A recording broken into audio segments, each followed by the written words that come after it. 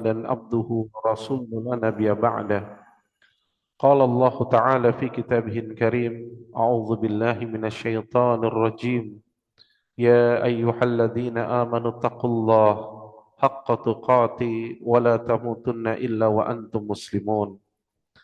Wa qala ta'ala ya ayyuhan nas ittaqu rabbakumul ladzi khalaqakum min nafsin wahidah wa khalaqa minha zawjaha wa batha minhuma rijalan katsira wa nisaa'a wattaqullaha alladzi tasaaluna bihi wal arham innallaha kana 'alaikum raqiba. Wa qala ta'ala ya ayyuhalladzina amanu taqullaha wa qulu qawlan sadida yuslih lakum a'malakum wa yaghfir lakum dhunubakum wa may yuti'illaha wa rasulahu faqad faza fawzan 'azima. Amma ba'd fa inna asdaqal haditsin kitabullah wa khairul huda huda Muhammad sallallahu alaihi wasallam wa syarrul umuri muhdatsatuha wa kullu muhdatsatin bid'ah wa kullu bid'atin dhalalah wa kullu dhalalatin finnar. Ummatan Islam, sesungguhnya segala puji hanya milik Allah Jalla wa Ala. Maka hendaknya lisan-lisan kita dibasahi dengan memuji kepada Rabbul Alamin, mengucapkan Alhamdulillah, yang dengan ucapan tersebut maka akan memenuhi timbangan orang-orang beriman pada hari kiamat kelak. Dan tentunya kita terus meminta pertolongan Allah Tabaraka wa Ta'ala, karena tanpa pertolongan darinya kita tidak akan bisa bertakwa kepadanya. Kita tidak akan bisa bersimpuh di tempat yang mulia ini, menunaikan salat subuh berjamaah, menunaikan sebuah ibadah yang menjadi pembeda antara orang beriman dengan orang munafik, sebuah ibadah yang akan menyempurnakan cahaya orang-orang beriman pada hari kiamat kelak. Maka tentunya setelah kita memohon pertolongan kepada Allah, maka kita beristighfar, memohon ampun kepada Rabbul Alamin. Karena dosa-dosa itulah yang membuat musibah di dunia dan di akhirat kelak. Dan kita pun berlindung kepada Allah Tabaraka Ta'ala dari keburukan diri-diri kita dan kejelekan-kejelekan amal-amal kita. Karena sungguh barang siapa yang Allah Jalla wa'ala berikan petunjuk atasnya, maka tidak ada seorang pun yang dapat menyesatkannya. Dan barang siapa yang telah disesatkan oleh Allah, begitu pula tidak akan ada seorang pun yang tidak akan bisa memberikan dia petunjuk. Allah Tabaraka wa Ta'ala ingatkan kepada kita semua, wahai orang-orang yang beriman sekalian, bertakwalah kepadanya dengan sesungguh-sungguhnya takwa, dan jangan sekali-kali engkau mati kecuali dalam keadaan engkau berserah diri. Inna salati wa nusuki wa mahyaya wa mamati lillahi rabbil alamin. Dan Allah Tabaraka wa Ta'ala ingatkan lagi kepada kita semua, wahai manusia sekalian, bertakwalah kepadanya. Allah panggil kita sebagai makhluk yang bernama manusia agar senantiasa kita ingat, kita ini hanya makhluk yang bernama manusia, penuh batasan, penuh kekurangan, penuh dosa. Ya. Jangan pernah merasa besar, jangan sombong. Maka ingat kita hanya makhluk yang bernama manusia. Lalu Allah ingatkan penciptaan kita dari diri yang satu, Nabi Adam alaihissalam. Lalu dengannya diciptakan pasangannya. Maka dengan jalan itu manusia menjadi banyak laki-laki dan perempuan. Maka sekali lagi Allah mengingatkan, mengajak kita untuk bertakwa kepadanya, yang dengan namanya kita saling menyebutnya. Dan Allah perintahkan kita untuk menjaga silaturahim, menjaga hubungan kekerabatan, jangan merusaknya apalagi memutusnya. Dan Allah senantiasa mengawasi amal-amal hambanya. Allah Tabaraka wa Ta'ala ingatkan lagi kepada kita semua, wahai orang-orang yang beriman sekalian, bertakwalah kepadanya dengan ucapan yang jujur, dengan ucapan yang benar, yakni ucapan yang dilandasi dengan ilmu, dan ilmu itu qala Allah wa qala Rasul. Dan siapa yang ucapannya benar, niscaya Allah akan perbaiki amal-amalnya. Setelah Allah perbaiki amal-amalnya, Allah ampuni dosa-dosanya. Allahu Akbar. Maka Allah mengajak kepada kita semua, atiullah wa atiur Rasul, taatlah kepada Allah dan taatlah kepada Rasul. Maka siapa yang mendapati dirinya demikian, itulah kemenangan yang sangat besar. Nabi SAW dalam setiap khutbah hajatnya tidak pernah terlepas menasehati kepada kita. Kata Nabi, sebaik-baik kalam, kalamullah, Al-Quran. Dan sebaik-baik petunjuk untuk menjalankan isi Al-Quran, yakni sunnah Rasulullah sallallahu alaihi wasallam. Maka pegang erat-erat, bahkan kata Nabi sallallahu alaihi wasallam, gigit dengan gigi geraham kalian Al-Quran was sunnah. Niscaya kalian tidak akan pernah tersesat abadan selama-lamanya. Dan Nabi SAW ingatkan, dan berhati-hatilah kalian terhadap perkara yang diada-adakan. Artinya agama ini harus valid. Ketika diada-adakan bukan datang dari Allah dan bukan dari Rasulnya, maka hal tersebut akan mendatangkan perbuatan yang baru dalam agama. Dan siapa yang jatuh kepada perbuatan tersebut, dipastikan dia akan tersesat, walaupun dipandang indah oleh manusia, walaupun disetujui oleh manusia. Dan barang siapa yang tersesat, maka kembalinya akan ke dalam neraka yang sangat panas, yang panasnya dalam satu riwayat 70 kali lebih panas daripada api yang ada di dunia ini. Jamaah sekalian, selawat dan salam tentunya tidak lupa kita haturkan kepada qudwah kita, yakni baginda Rasulullah sallallahu alaihi wasallam, dan juga kepada seluruh keluarganya dan para sahabatnya radhiyallahu anhum ajmain. Karena kita ini ahlu sunnah. Sekali lagi saya tekankan, kita ini ahlu sunnah. Maka ahlu sunnah itu ya, senantiasa mengagungkan para sahabat Nabi sallallahu alaihi wasallam. Kita bukan Rafidhah, kita bukan Syiah, ya, yang mengkafirkan para sahabat Nabi sallallahu alaihi wasallam. Ya. Dan tentunya kepada seluruh umatnya yang meniti dan membela sunnah beliau sampai hari kiamat kelak. Baik, saudaraku sekalian, satu ketika Nabi sallallahu alaihi wasallam sedang bersama para sahabatnya, tapi bukan dalam majelis ilmu, maksudnya bukan dalam rangka sedang memberikan ceramah dan seterusnya, tapi sedang bersama Nabi bersama para sahabatnya. Tiba-tiba kata Mu'ad bin Jabal, Nabi sallallahu alaihi wasallam mengatakan, "Innaha satakunu fitan." Sesungguhnya kata Nabi SAW akan datang fitnah di tengah-tengah kalian. Sementara sahabat ada yang ngobrol mungkin di sana, mungkin ada yang sedang ya seperti kita pada hari ini ada berpencar. Ya. Dan pada saat itu belum ada pengeras suara. Maka Nabi SAW mengatakan inna hasatakunu fitan. Maka kata Mu'ad bin Jabal, beliau mengatakan, ala tasma'un? Kalian dengar nggak tuh? Kalian dengar nggak tuh Nabi ngomong apa barusan? Ala tasma'un?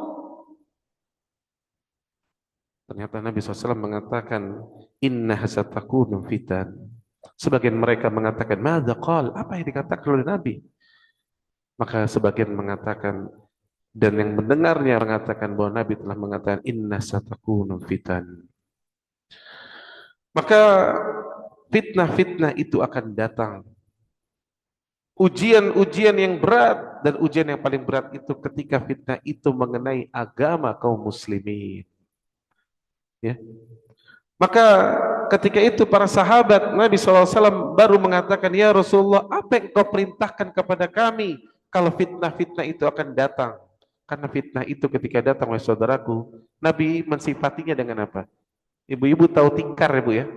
Zaman dulu ada tikar yang pakai rajutan ya Bu. Ingat kan zaman dulu ya tikarnya gitu ya Pak ya? Maka Nabi memperandaikan artinya fitnah-fitnah itu datang akan membuka utasan-utasan tikar itu seutas demi seutas. Lihat bahasa Nabi. Jadi nggak langsung Pak memang, tapi seutas demi seutas. Maka pada saat itu para sahabat berkata, "Ya Rasulullah, apa yang engkau perintahkan kepada kami kalau kami berada di masa-masa itu?" Nabi hanya mengatakan, "Tarji'u li kulli umuril awal." Kata Nabi SAW, kembalikan seluruh urusan sebagaimana asalnya. Berarti menandakan Pak, faedah dari hadis ini bahwa di akhir zaman fitnah yang datang merusak agama Islam. Dan banyak orang-orang bicara tentang Islam tapi tidak dikembalikan kepada qala Allah wa qala Rasul, maka mereka seperti membuka tikar itu seutas demi seutas. Maka rusaklah agama. Maka obatnya kata Nabi hanya apa? Tarji'u li kulli umuril awal. Kembalikan semuanya segala urusan kepada yang pertama. Yang pertama berarti yang original, yang dibawa oleh Nabi sallallahu alaihi wasallam. Ini ya. Kemudian tidakkah kita membaca firman Allah Jalla wa Ala? Ibu-ibu ya dan jamaah bisa buka dalam surah Al-Furqan. Itu kalau tidak salah surat ke-25. Di ayat yang ke-27 kata Allah Jalla wa Ala, "Wa yawma ya'addu adh-dhalimu 'ala yadayhi yaqulu ya laitani ittakhadhtu ma'ar rasuli sabila." Lihat, kata Allah tabaraka wa taala, pada hari ketika orang-orang zalim itu menggigit kedua jarinya. Kenapa zalim, Pak? Zalim itu kebalikan dari adil. Adil itu menempatkan sesuatu pada tempatnya, sementara zalim itu melakukan perkara-perkara di luar dari aturan. Tidak menempatkan sesuatu pada tempatnya. Tidak beragama sebagaimana agama yang dibawa oleh Nabi sallallahu alaihi wasallam. Maka pada saat itu mereka mengatakan, seandainya kami dahulu mengikuti jalannya para Rasul, coba ikut Rasul sambil gigit kedua jarinya. Di dunia diingatkan, selalu diingatkan, kembalilah kepada sunnah Nabi Sallallahu Alaihi Wasallam. Tapi kebanyakan manusia ikut bendera A, ikut bendera B, dan syubhat itu luar biasa. Oleh karena itu, tema kajian kita pada kesempatan ini adalah menjawab syubhat. Ya. Kenapa kita perlu menjawab syubhat, Pak? Lihat dalam riwayat Ad-Darimi, Al-Imam Ad-Darimi membawakan perkataan Abdullah bin Mas'ud radhiyallahu anhum. Saya sering ulang-ulang, Abdullah bin Mas'ud ini siapa, Pak? Salah satu sahabat Nabi sallallahu alaihi wasallam yang direkomendasikan umat ini untuk mengambil Al-Qur'an dari beliau radhiyallahu anhum. Orang yang kata Nabi sallallahu alaihi wasallam betisnya yang kecil, tuh orangnya kecil Pak Abdul Mas'ud. Tapi betisnya saja kata Nabi itu di sisi Allah lebih besar daripada gunung Uhud. Itu baru betisnya tuh Pak. Belum dari ujung kepala sampai ujung kaki itu. Itu Abdullah bin Mas'ud radhiyallahu anhu. Kata para sahabat, Abdullah bin Mas'ud itu orang yang paling mengikuti Nabi SAW. Bahkan mereka mensifati apa? Kalau ada yang mau melihat bagaimana gaya Nabi berjalan, lihatlah Abdullah bin Mas'ud berjalan. Sampai gaya jalannya Nabi diikutin. Gaya jalannya diikutin, Pak. Itu Abdullah bin Mas'ud radhiyallahu anhu. Maka beliau mengatakan, wa kam min muridin lil khair lan yusibah. Kata beliau, betapa banyak orang-orang menginginkan kebaikan. Banyak nggak orang pengen kebaikan, Bu? Banyak. Semua orang bahkan juga selalu mengatakan, saya melakukan ini demi kebaikan. Semua orang tuh dasarnya pengen baik, pengen dapat kebaikan. Tapi apa kata Ibnu Mas'ud? Lan yusibah, tapi mereka nggak mendapatinya. Kenapa nggak mendapatinya, Pak? Keluar dari petunjuk Allah dan Rasul. Nabi SAW, Pak Ibu, pernah melihat rahib-rahib yang sedang beribadah begitu taatnya. Nangis Umar. Kata Umar, aku sedih melihatnya. Kenapa? Mereka telah berletih-letih, percis dalam firman Allah. Mereka menyangka mereka melakukan kebaikan. Padahal mereka akan diazab oleh Allah Jalla wa'ala. Banyak nggak Pak, Bu, orang seperti itu? Maka hari ini pun saya ingin memberikan keterangan. Karena telah banyak dimasuk pertanyaan ke saya. Ya. Menanyakan kondisi terkini. Sibuk dengan berita.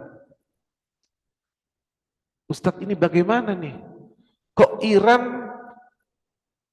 kok Syiah itu lebih di depan memerangi ya Yahudi? Seolah-olah tampaklah di situ kaum muslimin menganggap, oh berarti Syiah ini yang benar. La ilaha illallah. Wahai saudaraku sekalian, saya ingin mengatakan, ini belum Dajjal loh yang turun loh. Antum baru diberikan fitnah, berita, media-medianya pun yang memiliki orang-orang kufar, orang-orang fasik,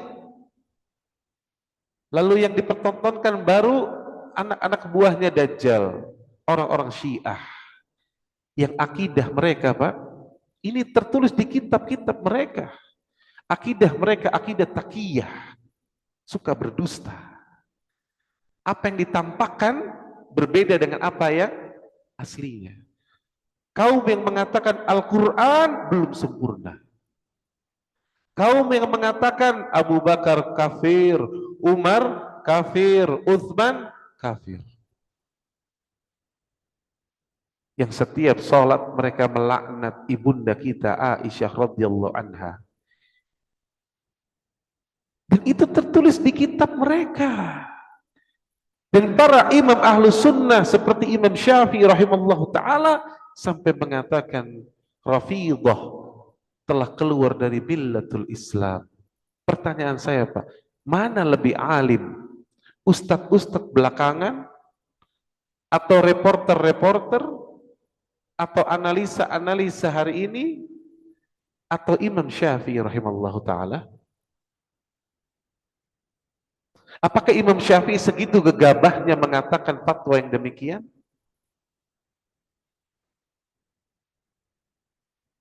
Ya akhi, ini baru fitnah yang kecil. Gimana Dajjal? Gimana kalau Dajjal datang? Sementara di tangan kanannya dia memperlihatkan yakni api, di tangan kirinya dia memperlihatkan air. Berapa banyak yang akan masuk kepada air? Dajjal memberikan emas, bongkahan-bongkahan emas kepada manusia. Langsung ngangguk-ngangguk gak kira-kira? Ini baru berita kecil, Pak. Makanya saya katakan, Pak, kebenaran itu qala Allah wa qala Rasul. Syekh Shalih Fauzan hafizallahu taala sering mengatakan, siapa yang mau mencari kebenaran, bacalah Al-Qur'an. Dan siapa yang mau lihat banyak kedustaan, bacalah koran.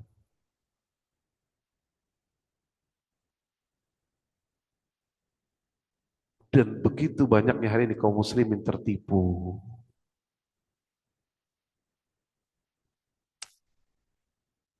Ya. Maka saya ingin menyampaikan kepada saudaraku yang saya cintai, jangan tertipu dan jangan tenggelam dengan berita. Ya. Karena akhirnya kita mengucapkan sebuah ucapan yang gara-gara ucapan itu dilemparkan seseorang ke neraka 70 tahun lamanya. Apa ucapannya tadi? Dia mengatakan, oh ini Syiah lebih baik daripada tuh negara-negara ahlu sunnah. Apa itu? Nggak berani lawan Yahudi. Padahal pendeta Yahudi, tokoh Yahudi sendiri mengatakan apa Pak? Kami Yahudi ada lebih daripada 1,5 juta warga Yahudi tinggal di mana? di Iran. Mereka punya sinagog. Mereka beribadah dengan tenangnya di sana, berdampingan dengan mereka. Ada nggak di Saudi sinagog? Pertanyaan saya. Nggak ada, biar bagaimanapun. Betul, pemimpin-pemimpin kaum muslimin hari ini banyak terkena fitnah harta. Tapi jangan sampai engkau menyamaratakan seseorang yang terkena fitnah harta, fitnah dunia, lalu menyamaratakan seolah-olah mereka sudah menjadi keluar dari millatul Islam. Berbeda. Ini fitnah yang sangat besar. Ya. Taib. Saya ingin membacakan lagi firman Allah Jalla wa'ala. Antum harus ingat apa janji iblis. Lihat ketika iblis menjawab dalam surah Al-A'raf, Allah abadikan. Kata iblis, surah Al-A'raf ayat 16, atau bisa buka. Qala fabima aqwaytani la aq'udanna lahum siratakal mustaqim. Yang pertama kata iblis kan, ketika dia menjawab, karena engkau telah menghukumku ya Rabb bahwa aku tersesat, ya. Maka kata iblis, aku akan mendatangi anak Adam itu dan akan menghalangi mereka dari jalanmu yang lurus. Gimana konsepnya? Kata iblis, "Tsumma la'atiyannahum min baini aydihim wa min khalfihim wa an aymanihim wa an thamalihim wa la tajidu aktsarahum syakirin." Lihat, kata iblis, kemudian pasti aku mendatangi mereka dari depan, dari belakang, dari kanan, dan dari kiri. Dan poinnya nanti, apa golnya? Yang belakangan golnya. Wala tajidu aktsarahum syakirin. Maka engkau tidak akan mendapati kebanyakan mereka bersyukur. Apa lawan kata bersyukur, Pak, Bu? Kufur. Targetnya iblis kufur. Apa tafsirnya, Pak? Kita ambil dari tafsirnya Abdullah bin Abbas radhiyallahu anhum, yang kata para ulama tafsir, beliau adalah mufassirin nomor wahid, nomor satu, Pak. Karena langsung didoakan oleh Nabi, Allahumma faqihu fid din wa alimu ta'wil. Sebaik-baik tafsirnya Abdullah bin Abbas. Karena Abdullah bin Abbas langsung mendengar dari Nabi sallallahu alaihi wasallam. Kata Abdullah bin Abbas, adapun iblis syaitan mendatangi dari depan, yakni memperlihatkan kehijauan-kehijauan dunia. Gimana manusia hari ini lihat hijaunya dunia? Goyang. Adapun datang dari belakang menjadikan manusia lupa terhadap perkara akhirat. Dan adapun syaitan datang dari sebelah kanan, yakni menebarkan perkara syubhat.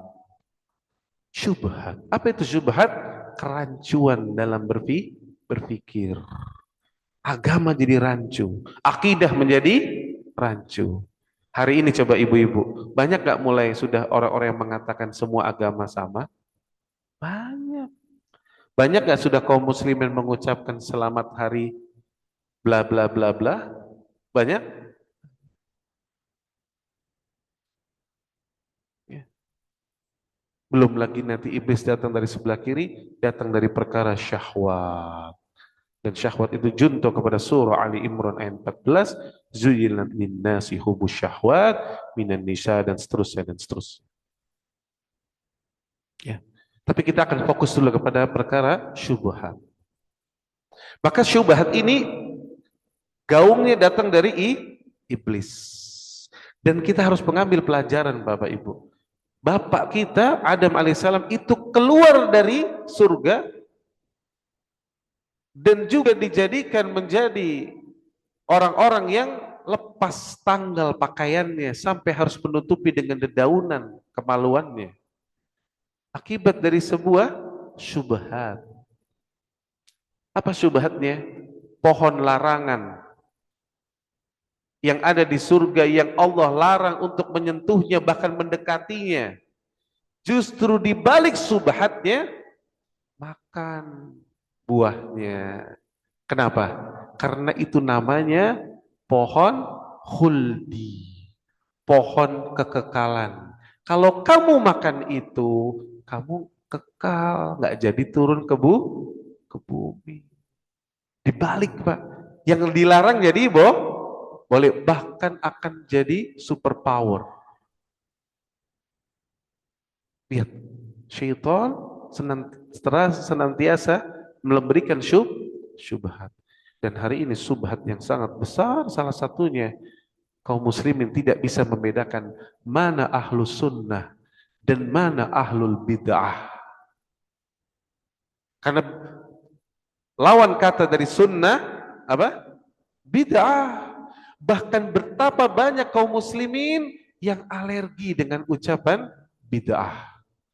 Padahal yang pertama kali yang mengucapkan dan yang senantiasa menasehati dan memperingati umat ini akan bahayanya bid'ah siapa? Nabi Shallallahu Alaihi Wasallam. Nabi senantiasa ingatkan, hati-hati terkadang perkara fitnah bid'ah, tapi ikuti sunnah itu.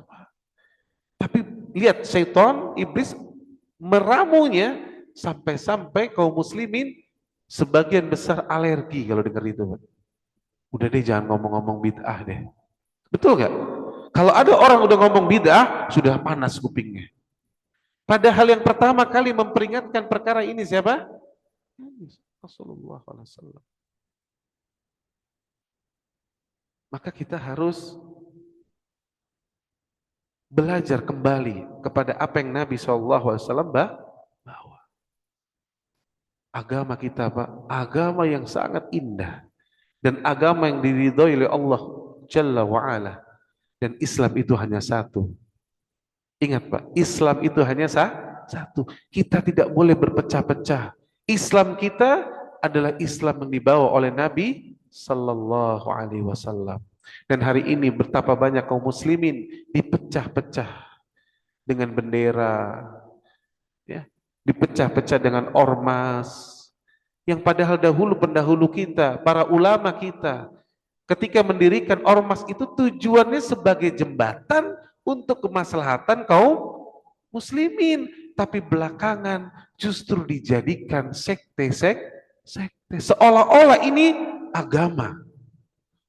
Allahu musta'an. Maka berpecah-pecahlah kaum muslimin. Ini fitnah, Pak. Ya. Maka kita harus ingat, kita ini ahlu sunnah, Pak. Apa artinya ahlu sunnah? Yakni orang yang berpegang mengambil sunnah Nabi Sallallahu Alaihi Wasallam.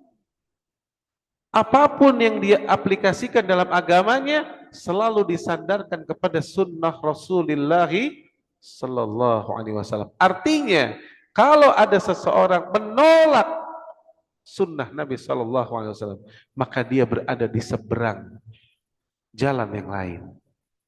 Dan kita ini ahlu sunnah.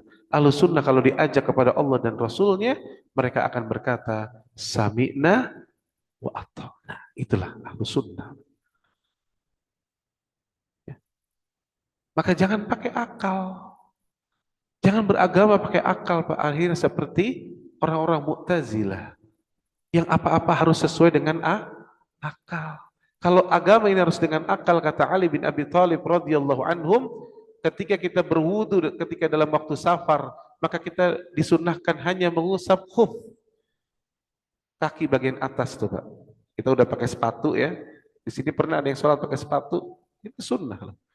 Jadi kita dari rumah sudah wudu lengkap, niat mau safar. Tiba-tiba nanti masuk waktu sholat, maka kita di jalan mau sholat, langsung di atas tanah, dan seterusnya kita sholat. Saya pernah sholat di bandara luar, tentunya tidak semua bandara Di luar negeri ada musola, maka saya sholat. Maka dimudahkan kita, cukup kita berwudu secukupnya, dan ketika bagian kaki kita nggak perlu tuh seperti orang yang aneh sehingga membuka sepatunya, membuka otaknya naik ke wastafel, akhirnya kotor sehingga manusia melihat kok agama apa ini, kok seperti itu. Kita cukup mengambil, mengusap khufnya bagian atas. Kata Ali bin Abi Thalib, kalau agama itu dengan akal, yang kotor bagian atas apa bagian bawah? Harusnya yang diusap bagian bawah. Kenapa yang cukup diusap bagian atas? Karena agama ini bukan dengan akal. Ibu-ibu batal wudhunya kentut. Kentut keluarnya di mana, Bu? Di dubur. Kenapa yang diusap muka, Bu? Cukuplah kita ikut sunnah. Gak usah semua dengan serba akal. Akhirnya rusak. Karena akal kita ini penuh keterbatasan. Ya. Ikut dengan perintah Allah dan Rasul. Baik. Maka beberapa perkara Pak perlu kita menjawab syubhat karena ini penting. Ya. Syubhat yang pertama yang banyak di tengah-tengah kaum muslimin, ya, yakni menjawab syubhat Islam Nusantara. Ini perlu saya sampaikan. Kenapa? Karena saya mencintai antum sekalian. Saya ingin ingatkan kepada kaum muslimin bahwa Islam itu hanya satu. Nggak ada Islam Arab, nggak ada Islam Nusantara, nggak ada Islam Barat, nggak ada Islam Timur, Pak. Islam, dinul Islam, hanya Islam. Ala lillahi dinul khalis. Agama yang dimurnikan dari kesyirikan. Dan seluruh para nabi itu agamanya Islam. Dari mulai zaman Nabi Adam alaihissalam sampai Rasulullah SAW, semua membawa misi satu, al-Islam. Dan Islam itu artinya submission. Seseorang berserah diri, menyerahkan dirinya kepada Allahu Jalla wa'ala. Itu Islam. Jadi nggak ada Islam terpecah-pecah, nggak ada Bapak Ibu. Islam itu hanya satu yang dibawa oleh Nabi Sallallahu Alaihi Wasallam. Makanya kalau Bapak kadang-kadang Bapak ditanya, Pak, Bapak Islamnya apa sih? Pernah nggak ada yang nanya gitu? Saya pernah Pak. Ustadz Islamnya apa Ustadz? Kalau saya sih Ustadz Islamnya yang biasa-biasa aja katanya gitu. Maka saya katakan, iya saya juga Islam yang biasa-biasa aja. Yang biasa Nabi Shallallahu Alaihi Wasallam amalkan. Jadi bagaimana Nabi berakidah ya saya gitu, saya biasa-biasa aja, nggak luar biasa, nggak bikin-bikin gitu, nggak. Ya, bagaimana Nabi sholat ya gitu saya sholat. Gimana Nabi haji ya gitu saya haji. Gimana Nabi umroh ya gitu saya umroh. Bagaimana Nabi berpakaian ya saya begitu konsepnya berpakaian, cukup. Jadi saya justru nggak mau jadi Islam yang luar biasa, yang biasa-biasa aja. Ya. Maka Islam Pak, ingat hanya satu, tidak ada istilah Islam Nusantara. Ini menyedihkan Pak. Dan ini kerjaannya di belakang siapa Pak? Lagi-lagi ini kerjaannya orang-orang liberal. Ya. Saya ingin katakan Pak, pertama, kalau ada orang mengatakan ya Islam, maka kita tanya sekarang, Islam itu datangnya dari mana Pak? Dari mana Islam datangnya? Dari Bandung? Awalnya kita tahu. Nabi kita dari mana Pak? Dari Mekah dan Madinah. Gitu kan? Maka ketika seorang berkata, kok antum Islamnya ikut mana? Ya ikut Islamnya Nabi SAW. Makanya saya sering katakan kepada para jamaah, yang mau lihat Islam, lihat di Mekah dan di Madinah. Itu standar tuh. Makanya Pak, sampai-sampai Dajjal, laknatullah, itu nggak akan bisa masuk ke dua kota ini Pak. Kalau Pondok Kelapa kira-kira Dajjal sampai nggak nanti? Sampai Pak, sampai Pak. Tuh Al-Famidi sampai ntar situ. Sampai deh. Tapi Mekah, Madinah nggak bisa, abadan. Selama-lamanya nggak akan pernah bisa dia masuk. Ya. Maka dijaganya begitu Mekah dan Madinah. Maka siapa yang mau melihat Islam, lihat Mekah, Madinah. Dijaga sama Allah. Dan saya ingin katakan lagi, kita mau Islam, Islam apa? Saya tanya, Nabi kita siapa? Muhammad Sallallahu Alaihi Wasallam. Itu saya ingin ingatkan, Nabi kita itu satu, Muhammad Sallallahu Alaihi Wasallam. Siapa yang sadar belajar tauhid, Pak? Sadar. Contoh kemarin ya, ketika setiap kali diberitakan tuh, luncurkan rudal Iran, apa slogannya? Ya Hussein, ya Fatimah, dipanggil-panggil gitu. Kata-kata ya Hussein, ya Fatimah itu bagian dari doa, doa. Boleh nggak seorang Muslim berdoa memanggil makhluk? Boleh.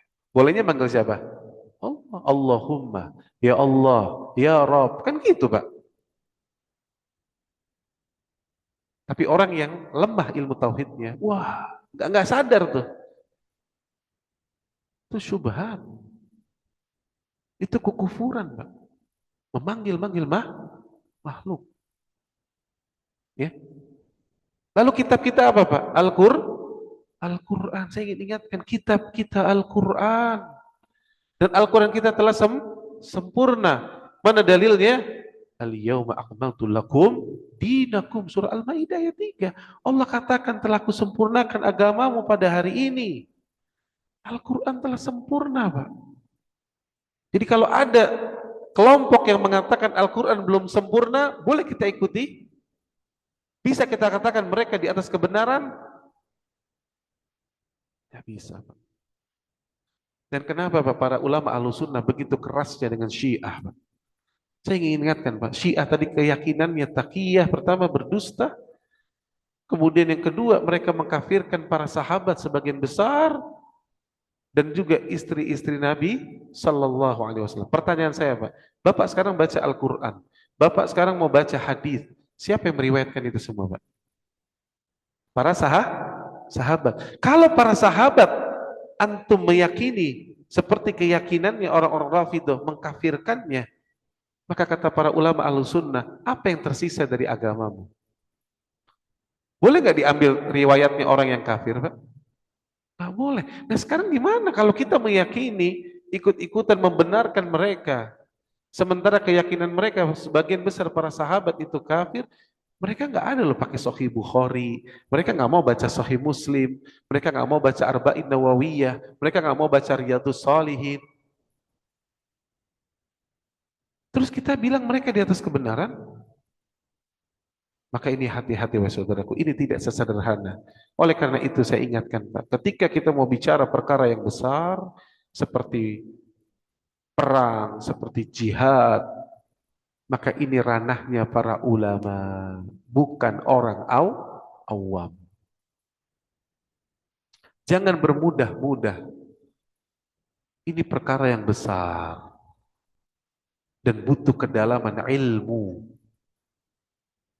Karena ketika seseorang yang tidak berilmu tapi dia berlagak seperti berilmu lalu berfatwa, timbullah kerusakan. Timbullah kerusakan. Maka jangan, cukupkan, Pak. Ambil dari para ulama sunnah dan biarkan. Kalau ulama mengatakan A, para ulama-ulama yang kokoh keilmuannya baru kita ambil. Kalau tidak, kita diam, mereka diam, kita diam. Ya. Jangan bermudah-mudah saya katakan. Ya. Memang terkadang kita rasa ingin tahu, kita rasa ingin begini begitu tuh besar. Tapi jangan saudaraku, sibukkan diri kita dengan perkara yang bermanfaat. Yang kita akan ditanya sebentar lagi dalam alam kubur kita, man rabbuk wa ma dinuk wa ma nabiyuk. Itu yang akan ditanya. Antum nggak akan ditanya siapa yang menang perang Iran lawan Amerika. Nggak ditanya itu. Ya, maka jangan sampai tenggelam. Ya, maka hati-hati wahai saudaraku. Ya. Subhat yang paling besar hari ini orang mengatakan udahlah jadilah Islam Nusantara, jangan jadi Islam Arab, jangan jadi Islam yang datang dari Arab maksudnya. Padahal kita tahu Nabi kita orang Arab, kitab kita Al-Quran bahasanya Arab. Kalau sholat bacaannya harus bahasa Arab. Ya sudah. Tapi ingat, bukan berarti juga agama Islam hanya untuk orang Arab karena Nabi diutus untuk seluruh umat manusia. Tapi ada hikmah di balik itu. Ternyata Pak, ahli bahasa hari ini, seluruh bahasa telah dicek dan bahasa yang paling lengkap, yang paling sempurna adalah bahasa Arab. Bahasa Arab itu Pak, Bapak ngomong sama satu orang dengan dua orang dengan banyak, itu beda Pak, perubahan kosakata. Makanya Al-Quran sampai hari ini nggak bisa dikotak-atik.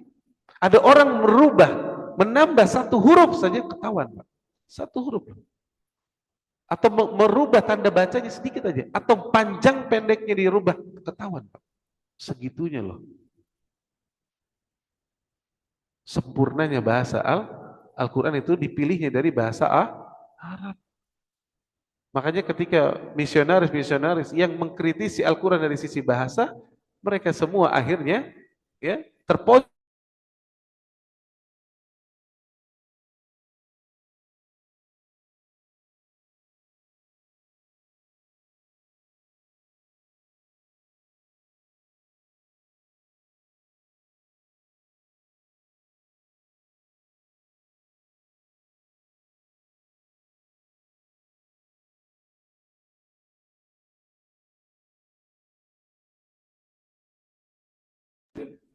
Bahasa Arab itu sendiri yang paling fasih.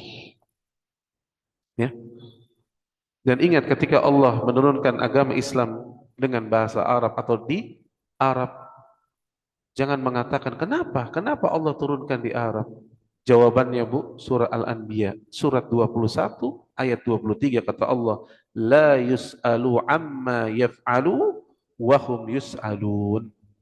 Allah nggak ditanya tentang apa yang ia kerjakan. Allah mau agama ini turun di Arab kek, mau di mana kek, Allah nggak ditanya. Tapi kata Allah, mereka lah yang akan ditanya tentang apa yang mereka amalkan. Tapi yang jelas apapun yang Allah lakukan, Allahu a'lamu haitsu yaj'alu risalat.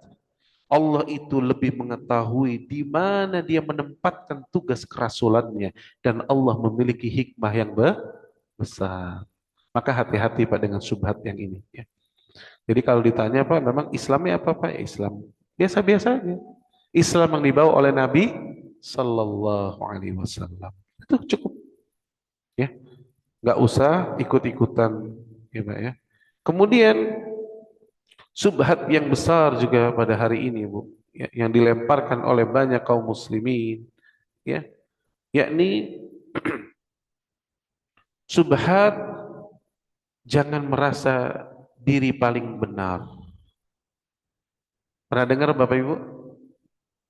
Nah, udah jadi orang nggak usah ngerasa diri paling benar lah, gitu kan? Nah, padahal merasa diri benar, bahkan merasa diri paling benar merupakan fitrah. Fitrah. Buktinya, kalau kita pun bertanya kepada orang-orang di luar Islam, dia merasa di atas kebenaran nggak? Benar, Bang. Kalau nggak benar, nggak mungkin dia ikutin itu. Betul nggak? Jadi orang-orang yang selalu mengatakan jangan merasa diri paling benar, padahal dia sendiri merasa dirinya paling benar. Karena seseorang sudah menjadi fitrahnya, dia akan mengambil jalan yang dia pandang paling benar. Kita aja misalkan Bapak Ibu mau ke Bandung. Menurut Bapak jalan yang paling benar lewat mana? Lewat tol Cipularang, gitu kan? Maka orang banyak mengikuti. Kenapa? Dia merasa itulah yang paling, itu yang akan dia lalui. Ya. Itu fitrah Pak. Semua orang akan memilih dirinya akan merasa dirinya paling benar. Tapi yang jadi masalah nanti, apa timbangannya engkau merasa diri paling benar? Kan itu yang paling penting. Kalau fitrahnya memang seperti itu manusia. Tapi apa yang menjadi timbangan merasa diri paling benar? Seseorang boleh merasa diri paling benar ketika timbangannya Al-Quran dan Sunnah. Paham ya Pak ya? Timbangannya Allah dan Rasulnya. Karena Allah yang maha mengetahui. Kata Allah, Allahu ya'lamu wa antum la ta'lamun. Allah mengetahui sementara kalian tidak. Jadi bukan berdasarkan asumsi pribadi. Tapi merasa diri paling benar karena qala Allah Ta'ala wa qala Rasulullah sallallahu alaihi wasallam. Masih ingat yang saya sampaikan apa ucapan Abu Bakar As-Siddiq ketika peristiwa Mi'raj? Kata beliau, seandainya di hadapanku ada tembok berwarna putih dan mataku bahkan membenarkan putih dan seluruh manusia mengatakan putih, tapi Rasulullah SAW mengatakan temboknya hitam. Demi Allah, aku dustai mataku dan aku dustai seluruh ucapan manusia dan aku imani Muhammad sallallahu alaihi wasallam. Allahu Akbar. Itu sehingga beliau mendapatkan gelar Asy-Siddiq. Merasa diri paling benar berdasarkan sabda Nabi sallallahu alaihi wasallam. Bukan asumsi pribadi, Pak. Menurut hemat saya, kan gitu orang sekarang ya. Menurut pendapat saya, kalau ada malaikat di sampingnya bilang, ente siapa? Menurut ente. Ya, seorang muslim itu menurut Allah dan Rasulnya. Ya. Dan Allah telah abadikan. Innama kana qaulal mu'minin idza du'u ila Allahi wa Rasul. Dan hanyalah ucapan orang-orang beriman ketika datang kepadanya apa yang datang dari Allah dan Rasulnya, mereka ucapkan sami'na wa ata'na. Itu ucapan mereka. Ya. Jadi merasa diri paling benar, ya itu fitrah. Tapi apa yang menjadi timbangannya, Pak? Ini yang harus jelaskan. Jadi kalau seorang muslim Bapak ditanya, Anda jadi merasa diri paling benar di atas Islam? Kita akan katakan iya. Jadi di luar Islam sesat, sesat. Tapi bedakan Bapak Ibu, kita tetap yakni toleransi dalam perkara muamalah itu agama kita indahnya, Pak. Kita tegas mengatakan A, A, B, B. Hitam-hitam, putih, Bu, putih. Kita bukan orang munafik. Tapi ketika masalah manusia, kemanusiaan, ketika masalah muamalah, Nabi pun telah mencontohkan. Boleh kita berbuat zalim kepada orang kafir? Enggak boleh. Sampai-sampai Nabi mengatakan tidak akan mencium bau surga orang-orang yang menzalimi kafir zimni, yang ada ikatan perjanjian. Jadi kalau ibu punya tetangga orang Nasrani, punya tetangga bahkan orang Yahudi, harus tetap baik nggak, Bu? Baik. Selama mereka tidak memerangimu, wajib hak bertetangga kita berikan. Keamanan. Ketika mereka mau beribadah, boleh kita ganggu? Nggak boleh. Boleh kita celah sesembahan mereka? Nggak boleh bahkan. Itu Islam, Pak. Tapi ketika sudah jelas masalah akidah kita, mana yang benar? Islam. Berarti selain Islam sesat? Sesat. Kita harus gitu. Kita harus beriman kepada Islam dan kufur kepada selain Islam. Itu loh, Pak. Jadi jangan sampai menjadi orang di tengah-tengah. Karena apa? Ketika tadi ya merasa diri paling benar, akhirnya jadi ragu. Oh iya, kan kebenaran itu sifatnya relatif, kata orang-orang liberal, Pak. Lihat Pak bahasanya ya. Kan benar menurut Anda, kata mereka, belum tentu benar menurut kelompok B. Kelihatannya kayaknya bagus pemikirannya, Bu. Oh iya ya, kan Anda merasa benar nih, tapi kan menurut si B belum tentu. Jadi kebenaran itu sifatnya relatif, kata mereka. Maka kita jawab, Bu, subhatnya. Kalau Anda mengatakan kebenaran itu sifatnya relatif, maka Anda pun harus menghormati saya memiliki pemahaman kebenaran mutlak. Karena kalau Anda memaksakan saya berpikir seperti Anda, maka Anda telah membatalkan teori Anda sendiri. Berarti Anda meyakini kebenaran mutlak, karena hanya pemikiran Anda yang benar. Nah, bingung lagi dia sendiri kan? Kita balikin subhatnya mereka. Sementara kita tidak di atas kebingungan, Pak. Karena bagi kita jelas, kebenaran itu mutlak dari Allah dan Rasulnya. Selain itu, salah. Nah ini penting, apalagi kita sudah tua-tua, saya lihat ibu-ibu, bapak-bapak banyak yang sudah usianya di atas 70. Tadi saya tanya sama bapak nih orang tua kita, umurnya sudah 77. Kalau tahun Islam tambah 3 tahun Pak, berarti sudah 80 kalau Hijriyah. Mau kemana lagi Pak? Bentar lagi masuk kubur, luruskan akidah. Luruskan akidah kita Bapak Ibu. Ya. Jangan lagi ada pemikiran-pemikiran yang sesat. Subhat-subhat itu dihilangkan. agar kita ketika wafat bisa berada di atas kalimat la ilaha illallah, dan itulah kalimat yang akan menolong kita di akhirat kelak, ya. Maka merasa diri paling benar itu fitrah, tapi apa yang menjadi timbangan, ya Pak ya. Jadi jangan pernah ya mengatakan demikian. Ya memang harus merasa diri benar, di atas paling benar. Kita memilih Islam yang paling benar, iya memang, ya. Tapi timbangan kita adalah Al-Quran dan Sunnah Nabi SAW. Kemudian subhat yang lain lagi Pak, jangan suka menyalahkan. Nah, ini pernah dengar Pak? Sudahlah, jangan suka saling menyalahkan, jangan suka-suka melarang. Ya, paling suka udah ngundang ustadz yang ustadznya semua boleh. Ustadz saya gini boleh nggak? Boleh. Gini boleh. Jadi nggak ada larangan, semua boleh kok. Yang penting niatnya baik, nggak apa-apa gitu. Ustadz saya kadang-kadang lewat jalan, lalu ada tetangga saya tuh istrinya si Fulan, dia mau ke pasar kasihan daripada sendirian, saya bonceng aja anterin. Boleh nggak Ustadz? Boleh. Niatnya kan baik, ya nggak apa-apa boleh. Yang penting niatnya Pak, hatinya Pak. Oh itu kan gitu. Hah? Ustadz ini saya kerjaan saya nggak ada lagi kalau ini daripada anak saya nanti susah gimana? Saya jadi masih bergerak di bidang ribawi ya. Oh nggak apa-apa, boleh kok. Harus dibedakan riba zaman dulu dengan riba zaman sekarang. Yang penting niatnya baik, nggak apa-apa.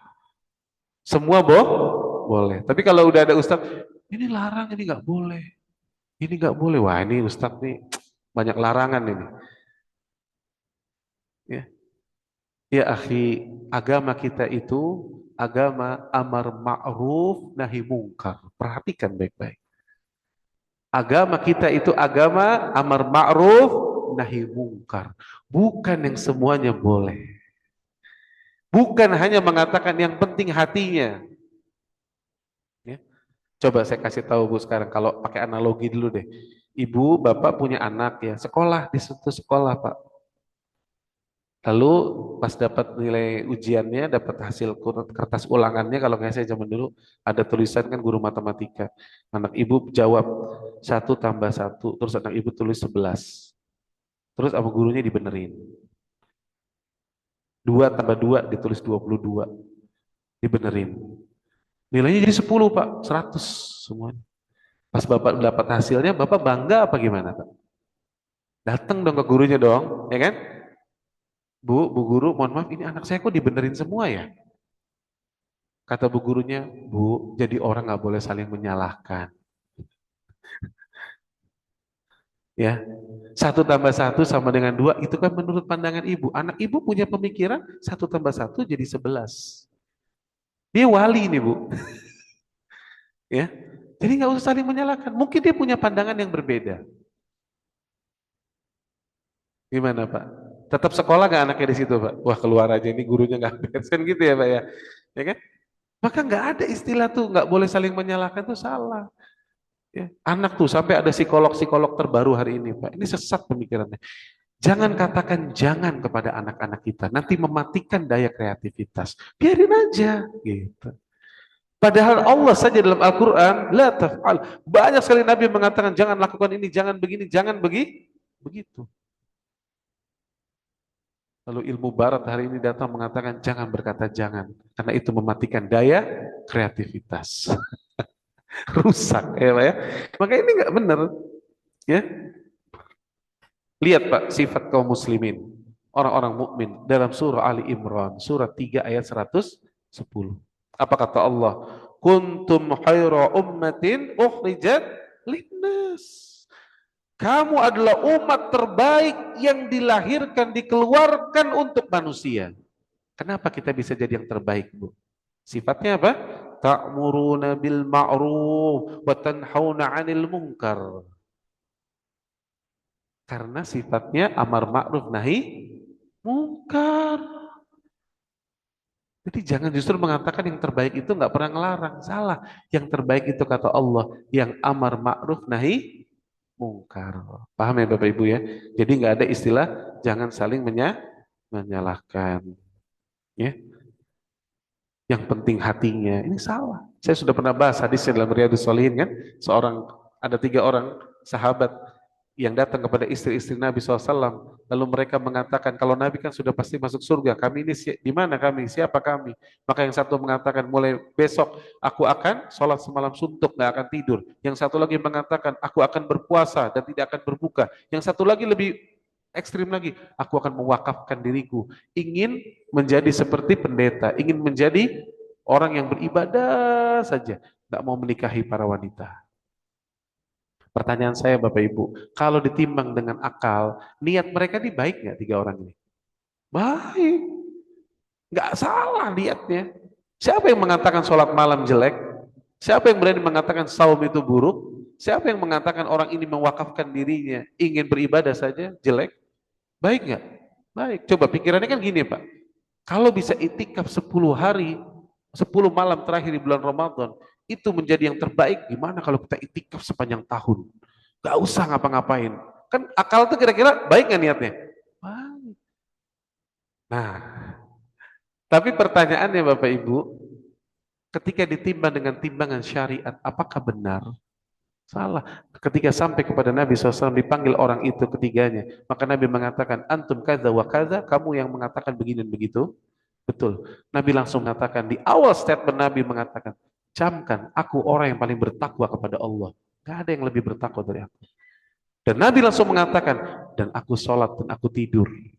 Aku berpuasa dan aku berbuka dan aku menikahi para wanita. Siapa yang tidak menyukai sunnahku, tidak mau mengikuti sunnahku, laisa minni, bukan bagian dariku. Maka artinya, makanya Bapak Ibu, agama itu tidak bisa hanya berdasarkan niat. Kebaikan itu bukan berdasarkan niat. Yang penting niatnya kan baik, Ustaz. Ya, jadi nggak usah saling menyalahkan. Yang penting niatnya baik. Ini keliru Bapak Ibu. Kembalikan kepada Allah dan Rasulnya. Ya. Taib.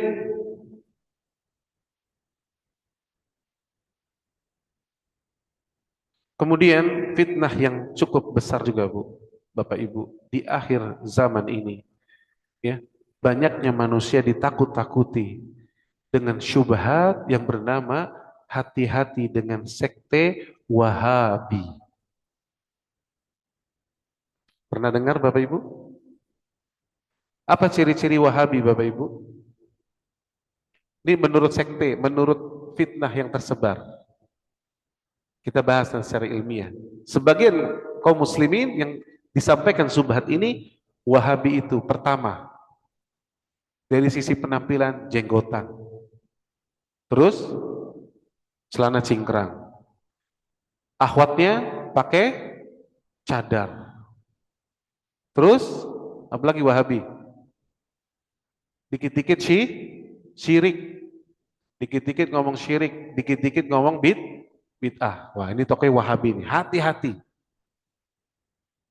Ya.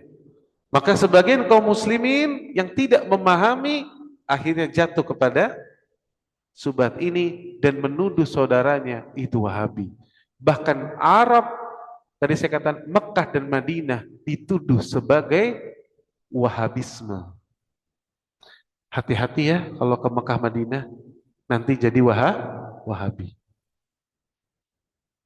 Ini kenyataan Bapak Ibu. Bahkan ada satu travel dahulu, makanya sekarang Bapak Ibu kalau umroh, yang mau baca buku-buku yang diterjemahkan, buku-buku kitab-kitab para ulama Pak, dibuat muhtasarnya, kesimpulannya, kecil-kecil. Sekarang itu kalau Bapak mau harus minta dulu.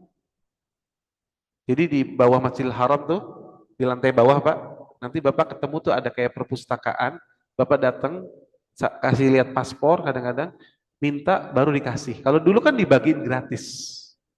Tapi setelah dibagiin gratis lupa ke travel-travel, ternyata travelnya ini tadi punya pemahaman itu. Wah hati-hati nih buku-buku dari sini. Dibuang Pak, dihinakan. Padahal itu isinya Al-Quran, isinya dalam ada firman Allah, ada sabda Nabi Sallallahu Alaihi Wasallam. Maka melihat fenomena itu, akhirnya pemerintah Saudi saat ini merubah kebijakannya. Yang butuh saja silakan datang minta, kalau enggak usah. Daripada dibuang. Nah, Bapak Ibu perlu ketahui subhat Wahabi ini dibuat awalnya oleh seorang orientalis, seorang agent dari Inggris yang bernama Mr. Humfer. Nah, ini makanya perlu orang belajar sejarah biar tahu siapa yang bikin sebetulnya awalnya ya pemikiran-pemikiran atau maksudnya fitnah isu-isu tentang Wahabisme. Mr. Humfer, dan dia seorang kadzab pendusta ya. Maka lihatlah penjelasan Syekh Malik bin Hussein ya. Beliau menjelaskan tentang siapa ya dan sekte ini ya. Maka kata beliau rahimallahu taala, saya telah meneliti kitab yang beracun kata beliau dengan judul Mudhkarat Hanfar. Yakni Hanfar ini tidak asing lagi kata beliau ya, yang membaca kitab-kitab beliau si Hanfar ini ya, yang telah merusak pemikiran dan memberikan fitnah-fitnah, memotong-motong sebagian sejarah, memotong sebagian referensi, lalu memframingnya sehingga kaum muslimin diberikan subhat. Ya, padahal Bapak Ibu kalau ditanya apakah ada sebetulnya Wahabi yang sesat? Ada memang. Dulu itu ceritanya ada dan itu sahih. Tapi yang dimaksud oleh para ulama yang si Humfer ini tadi memotong-motong ya Bu ya. Dari sebagian kitab dipotong lalu di framing. Padahal yang cerita aslinya Wahabi yang dikatakan sesat Bu. Pertama, pendiri Wahabi yang sesat itu adalah Abdul Wahab bin Abdurrahman bin Rustum. Ini hidup di abad ketiga. Jauh dong Pak? Di abad ketiga. Ya. Sementara yang mereka isukan, yang mereka balik sejarahnya, mereka menuduh kepada Syekh Muhammad bin Abdul Wahab. Sementara Syekh Muhammad bin Abdul Wahab hidup di abad ke-13. Yang satu hidup di abad ketiga, yang satu hidup di abad 13. Dan Syekh Muhammad bin Abdul Wahab, Bapak Ibu ya, beliau ini ibaratnya kalau kita nih pahlawannya Indonesia, kalau itu ibaratnya imam bonjolnya Indonesia gitu. Buat Saudi itu adalah imam bonjolnya Indonesia. Pahlawan yang menyatukan kaum muslimin dan membersihkan dari noda-noda kesyirikan. Ulama besar.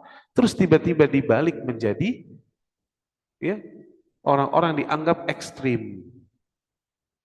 Dan secara nama saja sudah salah, Pak.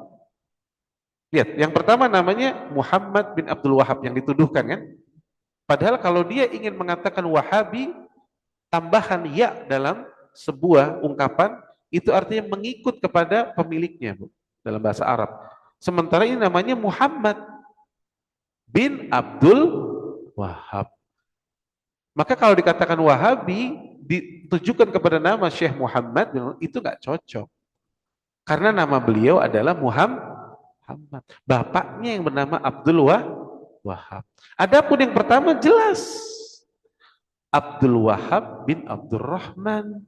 Maka Abdul Wahab ini Wahabinya kan gitu kan? Yang memang mengkafirkan waktu itu banyak kaum muslimin, alirannya Khawarij. Nah, ini yang harus diluruskan, Pak. Ya. Maka jangan sampai salah. Dan kenyataan di lapangan saya tanya Bapak Ibu yang pernah haji, pernah umroh. Ada yang pernah dikafir-kafirkan di sana? Ada yang sampai sana dimusuhi? Ada yang diintimidasi? Kan nggak ada. Tuduhan-tuduhan itu semua tanpa dasar. Justru di sana dikasih pisang, ada yang kalau Ramadan dikasih duit ya, ada yang ditraktir makasih kurma, ya. Dan tadi janji Allah, apa mungkin Mekah dan Madinah diisi oleh sekte yang sesat, sementara Dajjal aja nggak bisa masuk, Pak? Apa mungkin Allah akan biarkan sekte sesat yang memakmurkan Masjidil Haram dan Masjid Nabawi? Gak mungkin. Ya. Maka hati-hati Bapak Ibu sekalian. Ini yang harus kita luruskan. Ya. Maka jangan sampai terpancing, jangan sampai kita salah. Ya. Kaum muslimin itu bersaudara. Dan jangan sampai melihat ada saudara kita yang mengamalkan sunnah, ya, menggunakan jenggot, celananya cingkrang karena dia ingin mengamalkan sunnah Nabi SAW, khawatir terhadap pakaian yang isbal, kepada wanita-wanita yang menutup nikop wajahnya, dia ingin menyempurnakan menutup auratnya. Dan itu yang terbaik, Bu. Kalau kita belum bisa, ya nggak apa-apa, karena belum bisa. Tapi kalau sudah kita belajar, kita paham, menutup nikop itu yang sempurna, dan itu yang memang disunnahkan oleh Nabi Sallallahu Alaihi Wasallam. Tapi jangan memusuhi, minimal kita diam. Jangan ada orang pakai nikop, wah kura-kura ninja. Gitu. Ya kan? Laki-laki celana cingkrang, oh RCTI lewat nih, rombongan celana tinggi. Jangan, ya jangan Pak. Kita langsung berhusnuzon, oh mungkin saudara saya ini sudah belajar, dia ingin amalkan sunnah gitu. Oh saya belum bisa, saya istighfar, mudah-mudahan Allah berikan saya suatu saat kekokohan hati. Gitu doakan. Adapun ada orang-orang khawarij Pak, yang suka bom sana bom sini, betul kebetulan penampilannya mirip. Makanya itu dikritik semua oleh para ulama, hati-hati para khawarij, karena mereka telah merusak sunnah Nabi SAW. Gara-gara perbuatan mereka, orang-orang akhirnya melihat yang berpenampilan seperti itu dianggap teroris. Ya. Padahal itu khawarij tadi. Itu khawarij, orang-orang seperti itu khawarij. Ya. Maka hati-hati dengan Wahabi ini Pak. Jadi jangan sampai salah kita menginterpretasikan, lalu kita mencela kaum muslimin, khususnya saudara-saudara kita di Mekah dan Madinah, dengan aliran-aliran kita katakan itu ekstrim, Wahabi dan seterusnya, yang akhirnya kita salah.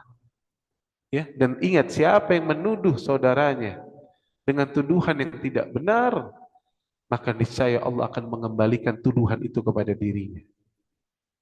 Ya, jangan sembarangan kita ya mengucapkan perkara-perkara yang tidak mudah. Ya. Jadi ya kita harus menghargai dan jangan termakan isu Wahabi dan seterusnya Pak. Islam itu satu dibawa oleh Nabi Sallallahu Alaihi Wasallam. Ya. Taib, ana rasa ya mungkin baru 3 subhat yang kita bahas ya. Insya Allah ini masih ada beberapa ya perkara-perkara yang akan kita bahas nanti lain kesempatan ya.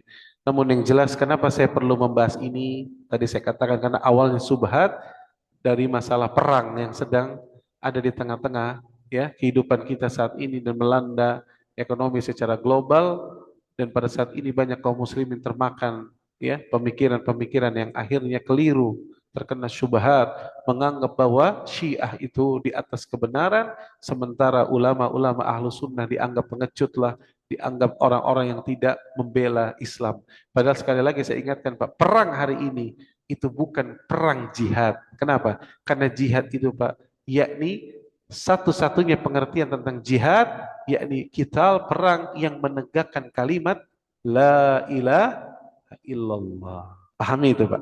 Jadi kalau ada orang ngomong jihad, Bapak tanya, perangnya ini lagi apa tujuannya? Kalau tujuannya untuk mengambil kilang minyak, kalau tujuannya di situ untuk yakni menguasai suatu kawasan, kalau tujuannya ingin mendominasi, kalau tujuannya ingin menyebarkan pemikiran-pemikiran, kalau tujuannya ingin menteror orang lain, maka ini bukanlah jihad. Ya, kalau tujuannya ingin ya menjadi penguasa di kawasan Teluk misalkan, ingin memperlihatkan, maka ini bukan jihad. Jihad itu ya ini berperang menegakkan kalimat La ilaha illallah. Maka jangan kita ya terpancing Bapak Ibu sekalian ya. Kita ini ya harus cerdas mengikuti Allah dan Rasulnya. Jangan sampai kita menghabiskan waktu kita untuk membahas yang demikian, padahal kita tidak lebih tahu. Ya, siapa yang lebih tahu? Ya, tentunya yang lebih tahu orang-orang berilmu dan juga orang-orang yang memang ya diberikan amanah oleh Allah untuk mengurusi kemaslahatan manusia. Ya, maka jangan sampai kita menghabiskan waktu kita untuk demikian, Pak. Adapun dampak terkenanya saudara-saudara kita kaum muslimin ahlu sunnah yang mengenai atau terkena karena dampak perang ini, kita doakan dan kita bantu sesuai kemampuan kita. Ya, kita bantu mereka sesuai kemampuan kita. Ya, tapi jangan sampai kita jatuh kepada fitnah lalu kita akhirnya membenarkan perbuatan orang-orang Syiah yang telah jelas-jelas mereka menodai agama kita dan mereka punya akidah takiyah. Ingat tadi itu, akidahnya takiyah. Dan MUI sendiri Pak, MUI telah mengeluarkan kitab sudah lama sekali tentang kesesatan Syiah. Apakah ulama-ulama kita di MUI itu bodoh-bodoh? Tentu tidak. Mereka membuat kitab itu karena telah melihat langsung dari bukti otentik dari kitab-kitab mereka, bukan asumsi atau bukan melihat berita di TV, bukan melihat di media sosial, tapi membaca langsung dari referensi yang mereka tulis dengan tangan-tangan mereka. Ya, maka itu adalah ya yang perlu kita pegang. Ya, maka sekali lagi saya ingatkan ya pesan yang Syekh Shalih Fauzan hafizahullah taala, siapa yang mau mencari kebenaran banyak-banyak baca Quran. Maka siapa yang mau lihat kedustaan, laka lihatlah koran. Ya, maka jangan sering-sering baca koran. Secukupnya aja, Pak. Tapi bacalah Al-Quran. Ya. Tapi mungkin ini yang bisa saya sampaikan. Ya mudah-mudahan bermanfaat ya. Insya Allah kita akan lanjutkan dan nanti ya setelah itu kita pun saya ingin sekali membahas nanti tentang mengambil faedah dari tafsir surah Yusuf. Ya banyak sekali faedah dari surah Yusuf. Ya insya Allah kita akan bahas nanti tentang faedah dari surah Yusuf. Namun pertemuan kita hari ini memang mau tidak mau saya sampaikan perkara ini karena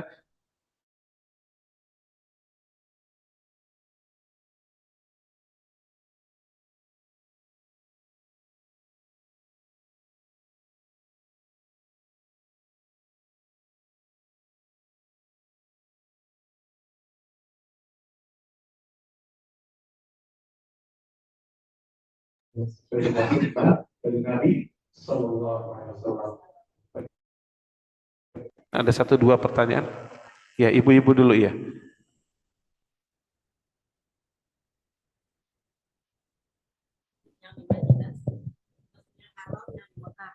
Ya. Itu kan jaga sekali dengan Allah ya. Bagaimana Masjidil Aqsa? Masjidil Aqsa itu kan kita kalau mau masuki Masjidil Aqsa harus ke kiri dulu ya. Itu kan banyak orang yang namanya ratapan untuk orang-orang Yahudi, Kristen dan lain-lain. Ya. Prosesinya kan seperti itu. Baru kita ke bawah ya. Ya. Kenapa ya seperti itu gitu loh? Waktu itu saya bertanya tapi nggak dijawab karena mereka sibuk. Ya. Sampai sekarang karena Pak Ustadz tadi mengatakan Masjid Nabawi dan Masjidil Haram terjaga oleh Allah. Jadi saya kepengen tanya bagaimana dengan Masjidil Aqsa ini? Ya. Terima kasih. Ya. Justru inilah buktinya, Pak, Bapak Ibu. Buktinya bahwa sabda Nabi SAW itu wahyu. Wa ma yantiqul anil hawa in huwa illa wahyu yuha, kata Allah dalam surah An-Najm. Ya, inilah bukti bahwa sabda Nabi SAW itu wahyu, bahwa akan dijaga Mekah dan Madinah dari fitnah. Ya, dijaga. Ya, bahkan ya ilmu itu akan kembali ke Madinah kata Nabi SAW. Sebagaimana ular kembali ke lubang sarangnya. Ya, makanya hari ini Bapak Ibu yang mau belajar agama paling dalam, saya bilang pergi ke Madinah. Dia akan temui di situ dalamnya keilmuan. Dalamnya keilmuan di dalam sana. Ya, ya para masyaikhnya ilmunya luar biasa. Ya, kita duduk di sana luar biasa. Ya, maka dijaga Bu Mekah dan Madinah itu merupakan justru bukti dari sabda Nabi Sallallahu Alaihi Wasallam. Adapun Masjidil Aqsa tetap memiliki keutamaan karena itu tetap merupakan dahulu kiblatnya kaum muslimin dan masjid yang utama. Dan Nabi SAW sampai mengatakan ya bahwa sholat di Masjidil Aqsa itu 500 kali, Bu. Ya. 500 kali lebih baik ya dibandingkan masjid-masjid yang lain kecuali Masjidil Haram dan Masjid Nabawi. Jadi kalau orang sholat di situ ya ganjarannya 500 kali lebih utama daripada masjid yang lain. Ya, kalau masjid kita ini kan Al-Wahyu, ibu sholat di sini sama sholat di Istiqlal sama pahalanya, nggak ada bedanya. Ya, mau sholat di sini sama sholat di Masjid Al-Jabar Jawa Barat yang baru nggak ada bedanya, sama aja. Tapi ketika sholatnya di Masjid Aqsa 500 kali lebih utama kata Nabi. Di Masjid Nabawi 1000 kali Pak. Dan di Masjidil Haram 100.000 kali. Makanya kalau lagi umroh, saya sering ingatkan, nggak usah pergi-pergi ke Taif. Ini juga ustadznya banyak ngajakin ke Taif ngaco itu. Ya. Kenapa? Yang pergi ke Taif berangkat habis itu kehilangan zuhur, kehilangan asar, kehilangan maghrib, kehilangan isya di Masjidil Haram. Sementara 400.000 kali loh ini. Ngapain antum ke Taif? Nanti pulang ke puncak aja situ deket. Ya, betul nggak? Ya. Jadi ini banyak orang salah. Justru kalau lagi umroh Pak, Bu, perbanyak sholat di masjid. Ketika di Mekah, banyakin di Masjidil Haram. Karena pahalanya sangat besar. Ya. Nah, adapun dari Masjidil Aqsa Bu, seperti itu memang. Itu bukti bahwa sabda Nabi SAW yang paling terjaga adalah Masjidil Haram, ya, yakni Masjidil Haram dan Masjid Nabawi. Adapun Masjidil Aqsa, disitulah ada ujian kita di situ. Dan hari ini betul dikuasai oleh orang-orang Yahudi.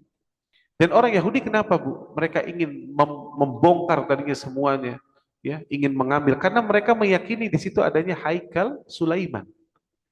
Haikal Sulaiman dan mereka ingin mencari itu dan itulah tembok ratapan mereka. Tempat ibadah mereka. Ya. Nah, kita bisa melihat di situlah auranya berbeda dengan Masjidil Haram dan Masjid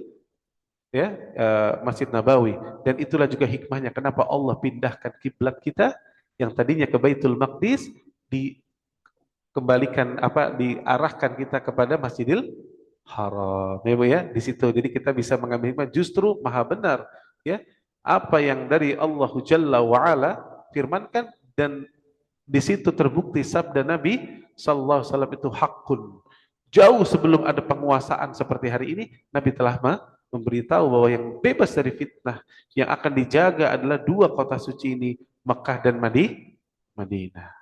Ya, Mekah dan Madinah itu akan dijaga secara utuh. Ya walaupun bukan berarti kita tidak disunahkan pergi ke Masjid Aqsa. Kalau yang bisa lakukan. Karena Nabi SAW mengatakan la tashadur rihal, tidak ada perjalanan jauh dalam perkara ibadah illa thalathan masjid kecuali ketiga masjid, Masjidil Haram, wa Masjid Nabawi, wa Masjidil Aqsa. Jadi kalau kita bisa ke sana, kita ke sana Bapak Ibu. Karena memang ada keutamaan. Ya, tapi kalau sedang ada fitnah, perang dan seterusnya, jangan dulu. Karena menyelamatkan jiwa itu didahulukan dibandingkan mengambil amalan afdoliyah yang sifatnya afdoliyah. Baik, Bapak, silakan Pak. Assalamualaikum warahmatullahi wabarakatuh, Ustaz. Mungkin sekarang ini memang yang Ustaz bilang tadi bahwa memang setelah perang ini terjadi, kan kita boleh dibilang hari ini juga nggak baca koran Ustaz, malah bacanya WA. Iya. Malah itu bisa di forward siapa saja. Iya. Nah itu yang agak mengerikannya. Grup-grup masjid, grup-grup keluarga yang biasanya nggak ada fitnah-fitnah sekarang ini banjir boleh dibilang. Iya. Banyak potongan-potongan yang terlihat bagus gitu Ustaz. Iya. Dari sisi bagus gitu loh. Nah itu yang akhirnya kita jadi ngeri. Dan yang lebih parahnya lagi kadang-kadang itu di forward sama orang yang tadinya kita percaya atau ustadz-ustadz juga lah. Ustadz-ustadz mungkin versinya ini ya Ustadz ya. Nah itu yang kadang-kadang kita wah ini gimana ya? Itulah fitnah, iya. Kita ngerinya kalau kita counter juga kita nggak cukup kuat untuk bisa counter gitu Ustaz. Iya, sebaiknya betul. bagaimana sebetulnya kalau udah kayak gitu Ustaz? Ya. Yang pertama Bapak ya, yang pertama kita banyak-banyak mohon pertolongan kepada Allah dengan banyak berdoa. Ya muqallibal qulub tsabbit qalbi ala dinik. Ya musarrifal qulub sarrif qulubana ala ta'atik. Minta kepada Allah agar hati ini ditetapkan di atas agama ad-din, kemudian dimintakan agar dicondongkan hati senantiasa kepada perkara ad-din dan kebenaran. Nah, kemudian setelah kita berdoa banyak Pak, tadi saya katakan betul kalau sekarang sudah tidak koran, bahkan lebih canggih korannya, bentuknya WhatsApp ya, masuk ke grup-grup, bahkan DKM masjid ya, bukan sibuk ngisi bagaimana makmum masjid, ngomongin politik itu paling banyak. Maka saya katakan Pak sekali lagi ya, perlu terus kita duduk di atas majelis ilmu yang benar ya. Banyak-banyak duduk bersama orang-orang berilmu ya. Karena hari ini Pak, kata Nabi SAW di akhir zaman itu banyak khutbah. Khutbah itu orang yang pintar ngomong. Tapi sedikit qalilan ya fuqahahu. Orang yang faqih. Orang yang faqih itu semakin sedikit. Dan orang yang pintar beretorika, pintar bicara itu makin banyak. Ya. Padahal ciri orang semakin berilmu justru biasanya makin sedikit bicara. Ya, kecuali dia dibutuhkan. Kalau enggak dia enggak banyak bicara. Ya, karena orang berilmu itu berpikir sebelum berbicara. Adapun orang-orang jahil bicara dulu baru mikir. Ya. Maka kita harus membatasi dari pergaulan, Pak. Saran saya seperti itu. Contoh tadi di WhatsApp, kalau Bapak lihat WhatsApp ini terlalu banyak hal-hal yang negatif, left. Kita nggak ada waktu, Pak. Left group, mohon maaf. Atau kita harus tegas, misalkan apa WhatsApp keluarga ya Pak ya. Mohon maaf, admin harus berani mengatakan mohon maaf, ini left untuk keluarga, WhatsApp grup keluarga kita isi dengan silaturahim. Kita saling menyapa di sini, saling tahu kabar fulan untuk memberikan maklumat, tapi tidak untuk masalah-masalah yang sifatnya ya seperti berita-berita dan seterusnya. Afwan, sampaikan agar kita supaya tidak terbawa dengan dunia-dunia berita yang terlalu berlebihan ya. Karena tadi yang Bapak bilang betul, di framing kelihatannya bagus ya Pak ya. Walaupun saya katakan nih Pak ya, Allah dalam Al-Quran dalam surat Ar-Rum, di awal surat Ar-Rum, Allah menceritakan bagaimana perang antara Persia dan Romawi. Makanya Pak, ini hari ini pun perang, saya nggak ada bedanya saya melihat seperti Persia dan Romawi. Amerika itu seperti Romawi dan Iran memang Persia aslinya kan. Mereka orang Persia. Ya, makanya lihat Netanyahu saja memberikan selamat hari apa yang mereka rayakan. Itu hari rayanya siapa? Hari rayanya Persia. Ya, maka ketika orang-orang Romawi dan Persia berperang, ya sudah. Kata Allah, orang-orang beriman, ya, ketika pada saat itu berbahagia ketika Romawi menang. Ya. Dalam arti menang kenapa Pak berbahagia di situ? Bukan berarti memberikan dukungan seperti oh begini dan begitu, bukan, karena orang Romawi pada saat itu masih lebih lemah lembut kepada kaum muslimin di zaman itu dibandingkan orang Persia. Persia itu memusuhi Islam luar biasa, membantainya luar biasa. Sementara Romawi mereka masih mau berhidup berdampingan. Maka seperti itu, sebatas itu. Tapi tidak masuk ke dalam. Lalu sibuk lagi nih Pak yang hari ini saya katakan banyak yang pakai cocoklogi. Bapak tahu cocoklogi? Ustadz cocoklogi, Ustadz cocoklogi. Ada perang begini kaitkan, oh ini ayat surat ini dengan ini. Terjadilah perang Iran dan ini ada buktinya ada di surat ini. Ini cocoklogi sejak kapan? Antum kalau bicara Al-Qur'an ya akhi, kembalikan kepada tafsir yang sahih, dan tafsir yang sahih itu sudah jelas, sudah baku. Maka jangan dicocok-cocokkan. Ya. Nanti kacau agama ini bisa berubah-berubah. Ya, jangan. Ya. Tadi makanya saya katakan kalau ada yang seperti itu Pak, Bapak batasi dan Bapak boleh menyampaikan tapi dengan lemah lembut Pak, agar orang tahu bahwa Bapak bukan berarti kita nih Pak, bukan berarti nggak peduli, bukan masalah itu. Tapi kita memandang maslahat mana yang lebih besar. Pertanyaan saya sekarang nih Bapak Ibu, orang-orang pada komentar perang Amerika dengan Iran di pojok sana, di kedai kopi, di grup, saya tanya emang berubah? Apa faedahnya coba? Antum apa yang didapat? Apa terus ketika antum omongin Islam kita jadi jaya? Indonesia menerapkan syariat Islam? Enggak juga kan? Apa yang antum ambil? Perhatikan wahai saudaraku, kebaikan Islam, ya, salah satu kebaikan Islam seseorang kata Nabi SAW, dia meninggalkan perkara yang tidak bermanfaat baginya. Waktu kita sebentar lagi loh Pak, sedikit loh Pak. Hah? Bentar lagi kita masuk ke lubang 2x1 itu loh. Maka hendaknya seorang mukmin dia memikirkan apa yang harus dia hadapkan terhadap lubang 2x1 itu, lebih dia konsentrasikan. Jangan dia tenggelam dengan berita-berita. Yang berita itu tidak menambah imannya. Berita itu tidak menjadikan dia ya lebih bertakwa kepada Allah. Nah, sebagian orang salah paham, dianggapnya kita nggak peduli. Oh, ini orang susah, nggak mau berpolitik dan seterusnya. Bukan, berpolitik itu ada ranahnya, ada tempatnya. Antum mau berpolitik apa hari ini? Dan apakah memang antum punya kewenangan atau antum punya posisi yang punya maslahat di atas politik? Kan bukan. Kita hanya orang awam, kita hanya orang-orang yang hidup di lingkungan kita biasa. Buat apa membebani sesuatu yang bukan beban kita? La yukallifullahu nafsan illa wus'aha. Ya. Maka hendaknya kita mengambil perkara yang betul-betul bermanfaat untuk hidup kita, Pak. Ya, jangan sampai tenggelam kepada perkara-perkara yang tidak penting, apalagi setelah jatuh kena subhat tadi, lalu akhirnya punya keyakinan Syiah ini lebih baik. Tuh ulama-ulama Ahlussunnah semua pengecut, semua pada diem katanya. Padahal ulama pada diem karena berdasarkan ilmu mereka. Antum mau belain sekte yang mengkafirkan para sahabat? Ya, kita pun tidak membela Amerika. Tapi mereka saling berantem, biarin aja. Itu bukan urusan kita. Ya.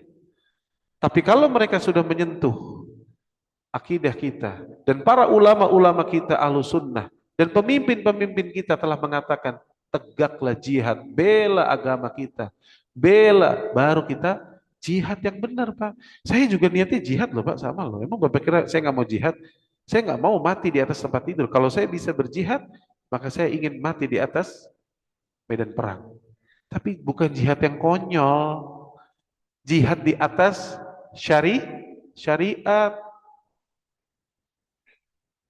Ya. Seluruh pemimpin kaum muslimin di dunia menyerukan, karena mungkin serangannya misalkan akhirnya mereka menyerang Mekah dan Madinah, merusak kota suci kita. Maka diperintahkan oleh seluruh pemimpin kaum muslimin dan para ulama-ulama seluruh dunia Ahlussunnah mengatakan, tegaklah jihad. Suruh berangkat. Berangkat kita, Pak. Itu jihad yang syar'i. Bukan jihad bareng sama Rafidhah. Bukan jihad bareng sama Syiah lah. Ya. Maka jangan sampai tertipu ya Pak ya. Mudah-mudahan Allah Jalla wa'ala ya, melembutkan hati-hati kita dan memahami masalah ini ya dengan lebih baik ya, dan Allah berikan pemahaman. Makanya banyak-banyak berdoa, doanya para sahabat yang mereka banyak meminta kepada Allah, Allahumma zidni imanan wa yakinan wa fikhan. Hafalkan tuh, sederhana Pak.